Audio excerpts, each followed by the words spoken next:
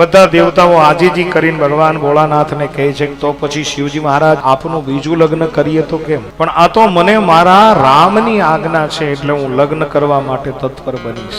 તમામ દેવતાઓને હર્ષ અને ઉલ્લાસ, બધા સૌના સમાજ લઈ અને પોતપોતાની રીતે તૈયાર થવા લાગ્યા છે. હા, અને શિવ મહારાજે કીધું કે બધા પોતપોતાના સમાજ સાથે તૈયાર થાય છે તો એક કામ કરો, આપણો સમાજ બોલાવો, કૈલાસના શિખરની ચોટી ઉપર જઈ અને હે વીરભદ્ર એલાન કર કે આપણા માલિકનું લગ્ન છે, દેશ દેશાવરમાં બધા આપણા સમાજને તેડાવો. શિવનો સમાજ કોણ? ભાઈ વીરભદ્રને એટલું જ જોઈતું હતું. જાય વીરભદ્ર કૈલાસની ચોટી ઉપર ચડ્યા, શંખનાદ કર્યો. અને એ શંખનાદ કરી અને તમામ સમાજનું પહેલા ધ્યાન પ્રેરિત કર્યું અને પછી એલાન કર્યું કે દેશ દેશાવરમાંથી શિવના સમાજને એવી વિનંતી છે કે આપણા માલિક ભગવાન ભોળિયાનાથ રત્નેશ્વર મહાદેવનું લગ્ન છે. દરેક કૈલાસના શિખર ઉપર હાજર થાવ અને સાંજ ભૂતાવળો જે નીકળી તમને